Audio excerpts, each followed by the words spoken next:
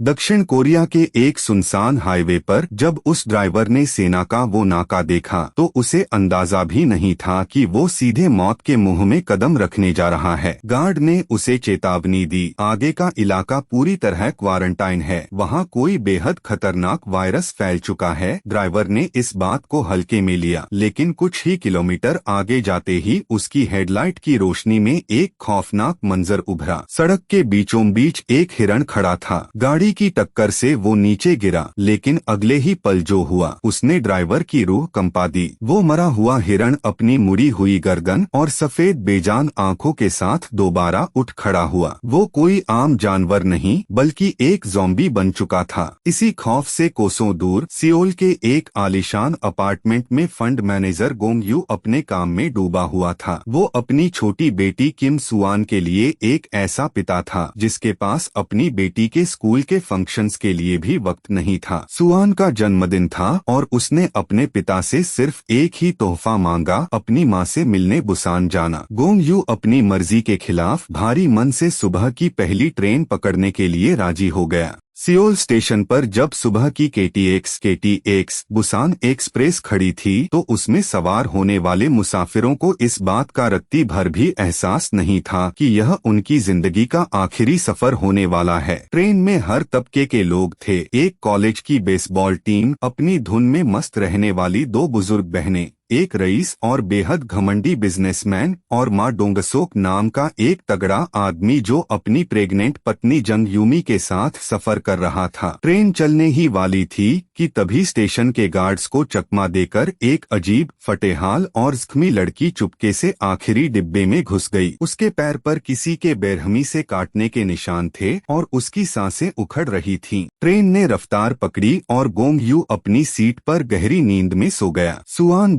होकर डिब्बे में घूमने लगी। तभी अचानक ट्रेन का स्टाफ उस जख्मी लड़की को देखता है जो अब फर्श पर तड़प रही थी। अटेंडेंट उसकी मदद के लिए जैसे ही आगे बढ़ी, उस लड़की का शरीर अजीब तरह से टूटने लगा। उसकी आंखें पूरी तरह सफेद हो गईं और एक खौफनाक चीख के साथ उसने उस अटेंडेंट की गर्दन पर अपने दांत गड़ा दिए। पलक झपकते ही पूरी बोगी में चीख पुकार मच गई। वो अटेंडेंट भी ज़ॉम्बी बनकर उठ खड़ी हुई और सामने आने वाले हर इंसान को बेरहमी से काटने लगी। यह कोई मामूली इन्फेक्शन नहीं था, यह एक ऐसा वायरस था जो सेकंडों में इंसानों को आदमखोर दरिंदों में बदल रहा था। ट्रेन के भीतर मौत का तांडव शुरू हो चुका था और बेगुनाह मुसाफिर अपनी जान बचाने के लिए आगे वाले डिब्बों की तरफ पागलों की तरह भाग रहे थे। गोंग यू की आंख खुली तो उसने देखा कि सैकड़ों लहूलुहान लोग उसकी तरफ भागे चले आ रहे हैं। उसने बिना सोचे अपनी बेटी सुआन को गोद में उठाया और आगे की बोगी की तरफ दौड़ा। उसके ठीक पीछे माँ डोंगसोक अपनी प्रेग्नेंट पत्नी को लेकर भाग रहा था। भागते हुए मुसाफिरों ने जैसे ही एक डिब्बे में पनाह ली, उन्होंने फौरन उसका कांच का सरकने वाला दरवाजा बंद कर दिया। दूसरी तरफ से दर्जनों ज़ॉम्बीज उस दरवाजे पर पागलों की तरह सिर पटक रहे थे, खून से सने हाथ मार रहे थे। दरवाजा टूटने ही वाला था कि तभी गोंग यू ने एक अजीब बात गौर की, ये ज़ॉम्बीज दरवाजा खोलना नहीं जानते। उसी वक्त जंग यूमी ने सूझबूझ दिखाई और पानी से भीगा हुआ अखबार उस कांच के दरवाजे पर चिपका दिया। जैसे ही ज़ॉम्बीज की नजरों से इंसान ओझल हुए, वे शांत हो गए। मुसाफिरों ने राहत की सांस ली ही थी कि तभी ट्रेन के अनाउंसमेंट सिस्टम से एक आवाज गूंजी कि आगे आने वाले स्टेशन पर सेना मुस्तैद है और सब सुरक्षित रहेंगे। लेकिन जैसे ही सबके मोबाइल फोन पर इंटरनेट चालू हुआ, उनके पैरों तले जमीन खिसक गई। पूरे देश के शहरों में आग लगी हुई थी, लोग एक दूसरे को काट रहे थे। तभी गोंग यू के फोन पर उसकी माँ का कॉल आया। उसकी माँ की लड़खड़ाती आवाज आई, बेटा अपना ख्याल रखना। और अगले ही पल फोन के दूसरी तरफ से किसी के गोश्त चबाने और उसकी माँ की आखिरी भयानक चीख सुनाई दी। गोंग यू पूरी तरह टूट चुका था, लेकिन असली तबाही तो अभी शुरू होनी थी, क्योंकि ट्रेन धीरे धीरे अगले स्टेशन पर रुक रही थी, जहां सन्नाटे के सिवा कुछ नहीं था। ट्रेन जैसे ही उस सुनसान स्टेशन पर रुकी, बाहर पसरा सन्नाटा किसी अपशकुन जैसा लग रहा था। माँ डोंगसोक को पहले ही शक था कि इतनी बड़ी तबाही के बीच कोई भी जगह सुरक्षित कैसे हो सकती है। मुसाफिर उम्मीद और डर के साए में धीरे धीरे ट्रेन से नीचे उतरे और स्टेशन के अंदर जाने वाले एस्केलेटर की तरफ बढ़ने लगे। लेकिन जैसे ही वे नीचे पहुंचे, उनकी उम्मीदें पल भर में राख हो गईं। सामने कोई रेस्क्यू टीम नहीं, बल्कि सेना के सैकड़ों जवान खड़े थे जो खुद ज़ॉम्बी बन चुके थे। उनके जिस्मों पर मिलिट्री यूनिफॉर्म थी और उनकी भूख पहले से कहीं ज्यादा खूंखार थी।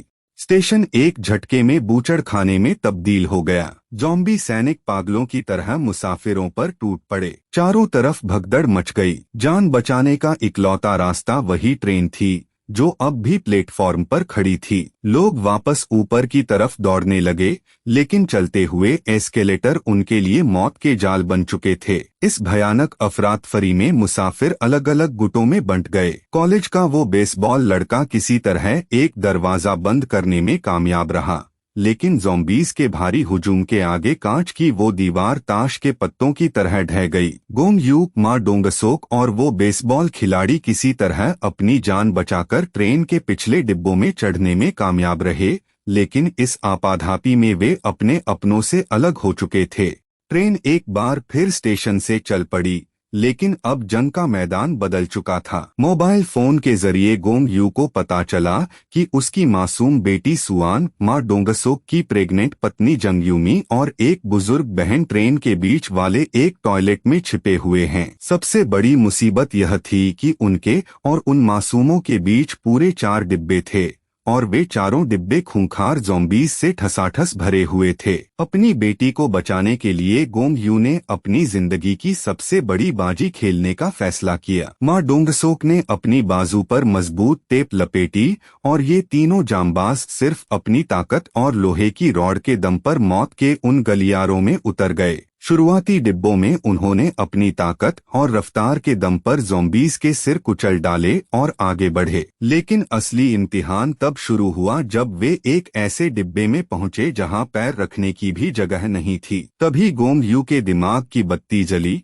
उसने गौर किया कि जैसे ही ट्रेन किसी अंधेरी टनल से गुजरती है, ज़ॉम्बीज को कुछ दिखाई नहीं देता और वे सिर्फ आवाज का पीछा करते हैं। इस कमजोरी का फायदा उठाकर बड़ी चालाकी और खामोशी से वे उस टॉयलेट तक पहुंच गए जहां सुआन और बाकी लोग मौत के साए में दुबके बैठे थे। अपनी बेटी को सही सलामत देखकर गोंग यू के आंसू छलक आए, लेकिन अभी जश्न मनाने का वक्त नहीं था। उन्हें अब आगे की उस सुरक्षित बोगी में पहुंचना था जहां बाकी बचे हुए मुसाफिर छिपे थे। वे सबको लेकर जैसे तैसे आखिरी सुरक्षित डिब्बे के दरवाजे तक पहुंचे, लेकिन अंदर का नजारा बाहर के ज़ॉम्बीज से भी ज्यादा खौफनाक था। उस रईस और खुदगर्ज बिजनेसमैन ने अंदर के लोगों को भड़का दिया था कि बाहर से आने वाले लोग इन्फेक्टेड हो सकते हैं। उसने अंदर से दरवाजे को लॉक कर दिया। पीछे से ज़ॉम्बीज का पूरा झुंड उनके करीब आ रहा था और आगे अपनों ने ही मौत के मुंह में धकेल दिया था। माँ डोंगसोक और गोंग यू ने अपनी पूरी ताकत से उस दरवाजे को तोड़ने की कोशिश की, जबकि माँ डोंगसोक अकेले अपने दम पर पीछे से आ रहे दर्जनों ज़ॉम्बीज को रोक रहा था। इसी कशमकश में एक ज़ॉम्बी ने माँ डोंगसोक के हाथ पर बेरहमी से काट लिया। उसने अपनी प्रेग्नेंट पत्नी की तरफ देखा। उसकी आंखों में आंसू थे, लेकिन इरादे फौलाद जैसे। उसने गोंग यू से कहा, मेरी पत्नी को यहाँ से ले जाओ। अपनी आखिरी सांस तक वो ज़ॉम्बीज को रोकता रहा और आखिरकार उस वीर ने अपनी जान कुर्बान कर दी। गोंग यू ने जैसे ही धक्का देकर दरवाजा खोला और सबको अंदर लिया, उस खुदगर्ज बिजनेसमैन ने इंसानियत की सारी हदें पार करते हुए चिल्लाकर कहा, इन्हें इस डिब्बे में मत रखो, इन्हें आगे वाले अगले डिब्बे में निकालो। डरे हुए मुसाफिरों ने बिना सोचे समझे गोंग यू और उसकी रोती हुई बेटी को आगे धकेल दिया। लेकिन इस नफरत का अंजाम इतना खौफनाक होगा, इसका अंदाजा उस बोगी में बैठे किसी भी शख्स को नहीं था। इंसानियत जब दम तोड़ देती है तो कुदरत का इंसाफ भी उतना ही बेरहम होता है। गोंग यू और उसके साथियों को जिस बोगी से धक्के मारकर निकाला गया था, उसी बोगी के बाहर खड़ी एक बुजुर्ग बहन ने जब कांच के पार अपनी दूसरी सगी बहन को ज़ॉम्बी बनते देखा तो उसका दिल फट गया। अपनों को खोने के गम और उस खुदगर्ज बिजनेसमैन की हैवानियत को देखकर उसने एक आत्मघाती फैसला किया। उसने चुपके से उस बोगी का मुख्य दरवाजा खोल दिया जो ज़ॉम्बीज़ को रोके हुए था। पल भर में चीख पुकार मच गई और नफरत करने वाले उन सभी मुसाफिरों को ज़ॉम्बी के उस भूखे हुजूम ने जिंदा चबा डाला। इसी बीच ट्रेन के ड्राइवर ने अनाउंसमेंट की कि आगे का रास्ता पूरी तरह ब्लॉक है और वे एक बड़े ट्रेन यार्ड में रुक रहे हैं जहां से उन्हें दूसरी ट्रेन ढूंढनी होगी। ट्रेन जैसे ही यार्ड में रुकी, तबाही का एक नया दौर शुरू हो गया। अचानक एक जलती हुई बेकाबू मालगाड़ी उनकी ट्रेन से आ टकराई, जिससे पूरा यार्ड मलबे और आग के शोलों में तब्दील हो गया।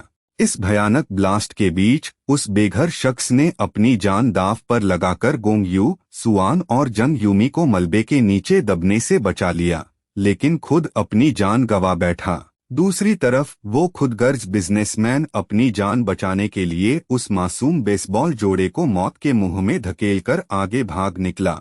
ट्रेन के जांबाज ड्राइवर ने किसी तरह एक नया इंजन चालू किया और उसे आगे बढ़ाने लगा, लेकिन रास्ते में उसी बिजनेसमैन ने अपनी जान बचाने के चक्कर में उस ड्राइवर को भी ज़ॉम्बीज़ के आगे फेंक दिया। अब गोंग यू, उसकी बेटी सुआन और प्रेग्नेंट जंग यूमी दौड़ते हुए उस चलते हुए नए इंजन की तरफ भागे और किसी तरह उसके पायदान पर चढ़ने में कामयाब रहे। उन्होंने राहत की सांस ली ही थी कि इंजन के केबिन से वही बिजनेसमैन बाहर निकला, लेकिन उसकी आंखें सफेद हो चुकी थीं और उसके गले की नसें नीली पड़ चुकी थीं। उसे ज़ॉम्बी का इन्फेक्शन चढ़ चुका था। अपनी बेटी को बचाने के लिए गोंग यू उस आदमखोर बन चुके बिजनेसमैन से भिड़ गया। इंजन के संकरे पायदान पर मौत का खूनी खेल शुरू हुआ। गोंग यू ने अपनी पूरी ताकत लगाकर उस बिजनेसमैन को ट्रेन से नीचे फेंक दिया, लेकिन इस जद्दोजहद में वो खुदगर्ज इंसान मरते मरते गोंग यू के हाथ पर अपने दांत गड़ा गया। गोंग यू को एहसास हो गया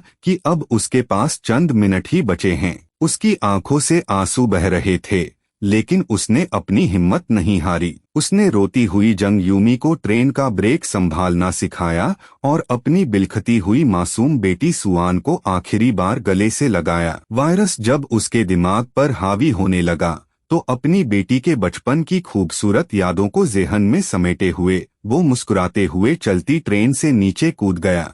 ट्रेन का वो इंजन धीरे धीरे बुसान की सीमा पर बने एक खौफनाक और सुनसान टनल के पास जाकर रुक गया। चारों तरफ सन्नाटा था, हर तरफ लाशें बिखरी पड़ी थीं। जंग यूमी और छोटी सुआन एक दूसरे का हाथ थामे उस अंधेरी डरावनी टनल के अंदर पैदल बढ़ने लगीं। टनल के दूसरे छोर पर तैनात दक्षिण कोरियाई सेना के जवानों ने जैसे ही दो धुंधली परछाइयों को अपनी तरफ आते देखा, उन्होंने अपनी बंदूकें तान दीं। अंधेरा होने की वजह से कमांडर ने आदेश दिया, शूट दें। हमें नहीं पता ये इंसान है या ज़ॉम्बी। मौत का फरमान जारी हो चुका था और उंगली ट्रिगर पर थी, लेकिन तभी उस सूनी टनल के सन्नाटे को चीरती हुई एक मासूम आवाज गूंजी। रोती हुई सुआन अपने पिता के लिए याद किया हुआ वही स्कूल का अधूरा गाना गा रही थी, जिसे सुनने के लिए उसके पिता कभी वक्त नहीं निकाल पाए थे। उस गाने की गूंज सुनते ही सैनिकों की आंखें नम हो गईं।